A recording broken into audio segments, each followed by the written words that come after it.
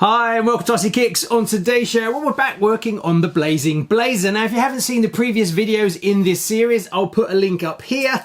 Go check them out as you're kind of dropping into the middle, because this is build part 2. There's 2 other videos. You've got the unboxing video, and then you've got part 1, where we built the chassis up to this stage, as well as we've built the front and rear axle. So if you haven't seen them, go check that out first, because you're kind of going to miss out on all that, and then come back and watch this one. So let's crack on and get this chassis built.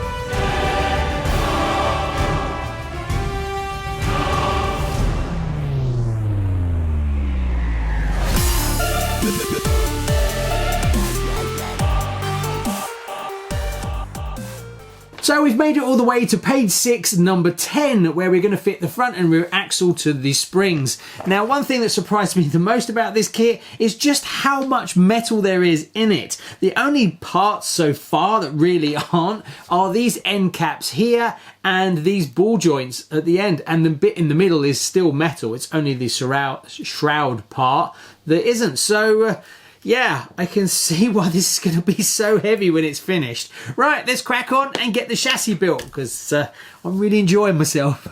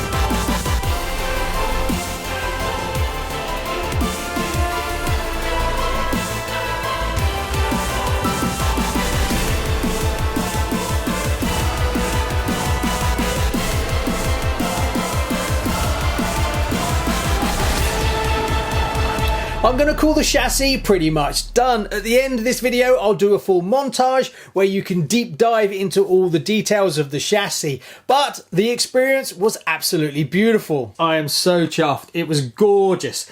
Very, what's the word, privileged to build such a thing from new in box. I can really understand why restoring one of these is a real challenge. There is so many little spaces and bits and pieces and little brackets that you need, that if you don't have a complete one, I could see it being a real faff to try and get hold of any parts.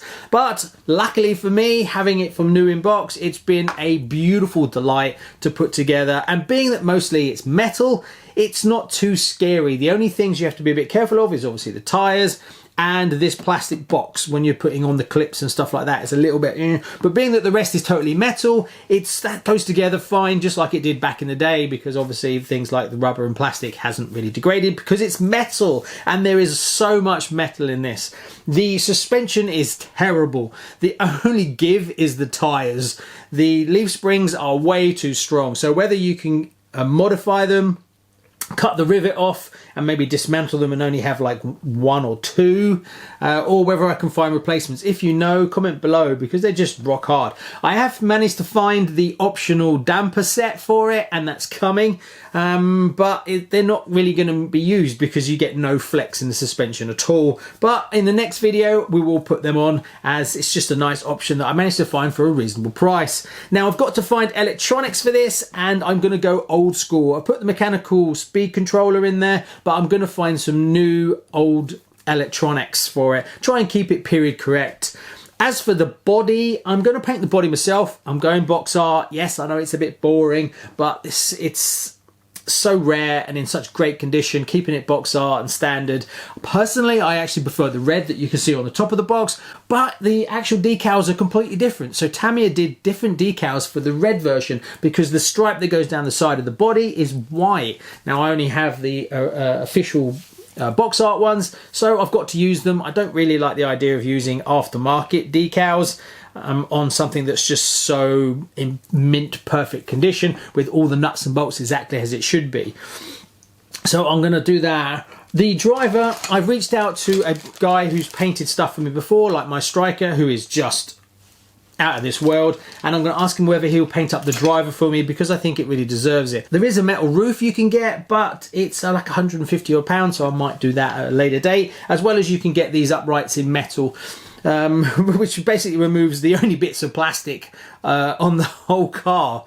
So yes, it is very heavy. Tyres are in great condition. I've been slowly reconditioning them because they've obviously been sitting in their plastic for so long that they just need a little bit of softening up. But they are fine. There's no cracks, no nothing. So luckily they survived really well.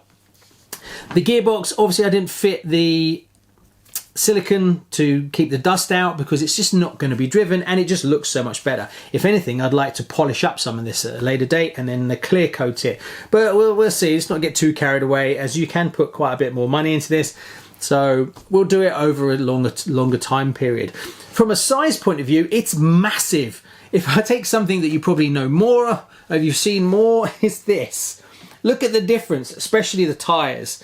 Now the Sand Scorcher has the same design of tyre, but they're completely different, much smaller. So it is a big hefty lump, that's for sure. And with the body on, it's very square.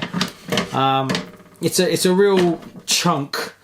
It's basically just a box. The seats do look really small though, which is kind of strange, as they could have actually lowered them further. There is lots of space underneath this, so the seats could, so when they made the body they could have gone down further.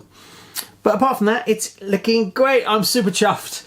Right, on the next episode we're going to fit the electronics when I get them. We're going to paint up the body, and then hopefully I'm going to get a comment back from my painter that he can do this for me. Now that usually takes him quite a while because the amount of detail he does, but it'll be an ongoing project, and then we'll do a few modifications down the line as well. So we've got a lot to look forward to. Also, it's a very busy time on the channel as kits are flying in, so stay tuned, there's a lot to come. Right, let's cut to that beautiful montage.